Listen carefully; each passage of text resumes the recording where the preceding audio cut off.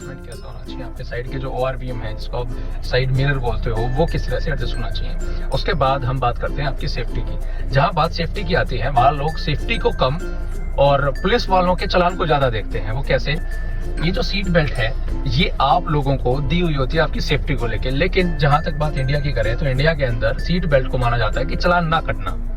हम बहुत बार देखते हैं, इवन मेरी फैमिली में जो मेरे बड़े बुजुर्ग हैं, जब भी वो गाड़ी चला रहे होते हैं तो मैं उनको कहता हूँ सीट बेल्ट लगा लीजिए, तो वो कहेंगे कि नहीं अभी का पुलिस वाले हैं आगे। अरे मेरे भाई नहीं, पुलिस वालों के लिए सीट बेल्ट नहीं है। सीट बेल्ट है सिर्फ और सिर्फ आपकी सेफ्टी के लिए। अगर आपकी सेफ्टी नहीं होगी तो ये सोच लीजिए आपकी लाइफ नहीं है, कि ये गाड़ी है चलते चलते कब क्या हो जाए आपको मालूम नहीं है दोस्त। तो इस चीज को बचने के लिए गाड़ी जब भी आप स्टार्ट करके चलना चाहेंगे तो सबसे पहले आपको सीट बेल्ट तक करनी है अपनी। सीट बेल्ट तक करने के बाद आप सेफ हो। कब? जब आप गलती करते हो तो ये आपका एक फायदा रखती है। आपका अगर मान लो कहीं गाड़ी स्टक होती है, कहीं टक्कर खाती है, तो आप जाके सीधा स्टीयरिंग पे लगोगे, जो कि आपका इम्पैक्ट आपकी चेस्ट पे, आपके फेस पे आएगा। लेकिन सीट बेल्ट क्या करती है, कुछ लोगों को पता नहीं होता। कुछ लोग कहते हैं कि जैसे कि जब हम बच्चे थे तो मैं खुद ऐसा था कि सीट बेल्ट क्या करती है, देखिए मैं तो आगे चला गया, मैं तो पूरा आगे चला जाऊंगा। नहीं, जैसे ही इसको जर्क लगेगा लाइक दिस, अटक गया, यहाँ से मुझे आगे ये नहीं जाने देगी। तो ये आपकी सेफ्टी को लेके। फिर उसके बाद गाड़ी चलाने से पहले सबसे पहले आपको क्या करना है, अपना क्लच दबाना है। क्लच दबाने के बाद आपको गियर शिफ्टिंग की जब हम बात करते हैं तो गियर शिफ्टिंग में लोग क्या करते हैं, कुछ लोग होते हैं जो गाड़ी को फर्स्ट गियर की जगह सेकंड गियर में उठा के चलाना शुरू करते हैं। सेकंड गियर में डाला और चलना शुरू कर दिया। हाँ माना सेकंड गियर में गाड़ी आपकी चल देगी, लेकिन सबसे ज्यादा अगर सेकंड गियर में गाड़ी चलानी है तो फर्स्ट गियर कंपनी क्यों दे रही है आपको? फर्स्ट गियर कंपनी इसीलिए दे रही है ताकि आप गाड़ी को स्मूथली अपनी एक रेस्ट पोजीशन से आप उसको काइनेटिक एनर्जी दे पाए, वो थोड़ा चल पाए। तो अपने फर्स्ट गियर डालोगे, डालने के बाद you have to remove your hand brake. लेकिन हैंड ब्रेक हटाने से पहले आप ये निश्चित कर लीजिए कि आपका जो पैर है वो आपके ब्रेक पेडल पे हो। कभी कभार हो सकता है आपकी गाड़ी स्लोप पे खड़ी हो या फिर आपकी गाड़ी ढलान में हो या कैसे भी हो, तो वहां पर आपको अपना ब्रेक पे ऐसे पैर रखना है एंड देन आपको जो है अपना हैंड ब्रेक जो है ऐसे डाउन करना है। हैंड ब्रेक डाउन करने के बाद आपको अपना फर्स्ट गियर पे गाड़ी रखना है और धीरे धीरे से स्लाइटली आपको अपनी क्लच को छोड़ते हुए जाना है। जैसे आप क्लच छोड़ोगे तो आपकी गाड़ी धीरे धीरे मूवमेंट करना शुरू कर देगी। देन आपको ऐसे गाड़ी करके शुरू कर लेनी है। लास्ट बट नॉट लीस्ट, यहाँ हम बात करेंगे स्टीयरिंग होल्ड कैसे करें। हम गाड़ी चलाते वक्त बहुत बारी सिंगल हैंड गाड़ी चलाते हैं, जो कि गलत होता है, क्योंकि सिंगल हैंड गाड़ी चलाते वक्त अगर कभी कभार आपको शार्प कट लेना पड़ जाए या कोई आगे से गाड़ी आ जाए रोंग वे में, तो आप सिंगल हैंड गाड़ी में आपका बैलेंस आप खो सकते हो, क्योंकि सिंगल में आप सिर्फ और सिर्फ इस तरह से गाड़ी कंट्रोल नहीं कर पाएंगे जहां आप दोनों हाथों के साथ ग्रिप के साथ उसको कंट्रोल कर पाएंगे। तो ये स्टीयरिंग को आप एक राउंड स्टीयरिंग को आप मानेगा एक क्लॉक के जैसे कि यहाँ पे है 12, इधर 3, इधर 6 और इधर 9। ये जो पोजीशंस हैं इनको बोलेंगे हम पोजीशन, इनको नाम दिया गया है। तो नाम देते वक्त मैं अगर यहाँ से पकड़ता हूँ 12 की पोजीशन से, यानी कि 12 o'clock बोल दीजिए या फिर 12 की पोजीशन बोल दीजिए, और ये हाथ अगर मेरा स्टीयरिंग पे नहीं है तो गलत है, क्योंकि सिंगल हैंड मैं हो जाऊंगा। बहुत लोगों की आदत होती है, इवन मेरी भी होती थी पहले, जब मैं यहाँ से पकड़ के गाड़ी को चलाया करता था, बट वो गलत होता है। तो फिर आप या तो आप अगर आप यहाँ से पकड़ते हो तो आपका हाथ जो है 6 पे होना चाहिए। ये आप कर सकते हो कभी कभार जब आपके हाथ थक गए हो या फिर कुछ और हो, तो तब आप इसको यूज कर सकते हो। अदरवाइज जो बेस्ट पोजीशन होगी जैसे कि 12, 1, 2, 3, 4, 5, 6, 7, 8, 9, यहाँ पे 10 और 11। तो आपकी जो बेस्ट पोजीशंस मानी जाती हैं वो अक्सर मानी जाती हैं 10 और 2।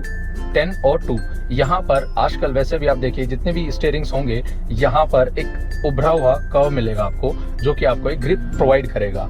लेकिन जब आप ऐसे चलाओगे तो आपकी जो ग्रिप होगी स्टीयरिंग के ऊपर वो बहुत ही बेहतरीन होगी, नो डाउट। यहाँ पे जब आप गाड़ी अगर फास्ट चलाने वाले हो तो भी आप अच्छे से चला पाओगे, और अगर आप गाड़ी को ऐसे टर्न करते हो लाइक स्लाइटली टर्न जो होता है वेव के ऊपर, तो वो बहुत आप स्मूथली कर पाओगे 10 और 2 पोजीशंस के ऊपर। लेकिन जब हम बात करते हैं 9 और 3, जैसे कि आपने देखा होगा जो रेसिंग कार होती हैं, फॉर्मूला कार्स होती हैं, वहाँ पर 9 और 3 जो पोजीशंस होती है उसको माना जाता है, उसको ड्राइवर अपना के चलता है आगे। उसका फायदा क्या होता है, यहाँ पर जब आप करोगे तो आपके जो शोल्डर्स होंगे वो नॉर्मली हाई होंगे, ठीक है।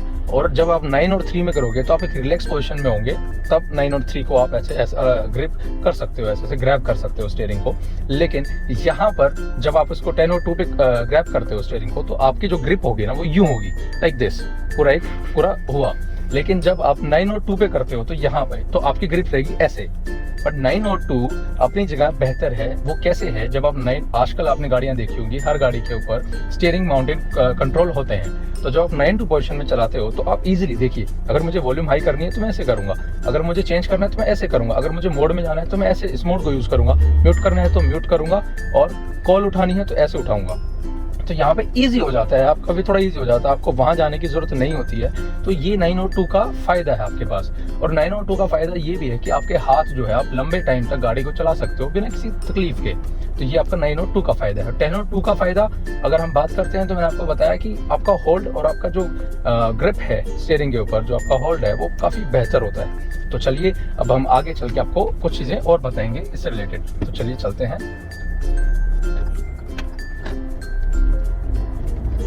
देखिए, अब हम 9 और 3 की जब बात कर रहे होते हैं, 9 और 3 में मैंने गाड़ी को ऐसे पकड़ा हुआ है और स्टीयरिंग पे ऐसे गियर चेंज करते हुए स्टीयरिंग को पकड़े हुए चल रहा हूँ। तो इससे ठीक है, ये आपको लिट बिट कॉन्फिडेंस देता है, अच्छा कॉन्फिडेंस आपको देगा। अगर कुछ लोग कहते हैं कि कुछ लोग जब नई गाड़ी सीखते हैं, आप स्टीयरिंग को ऐसे मत पकड़िए, वैसे मत पकड़िए, ठीक है, उनकी बात कहीं हद तक उनके हिसाब से ठीक भी होगी।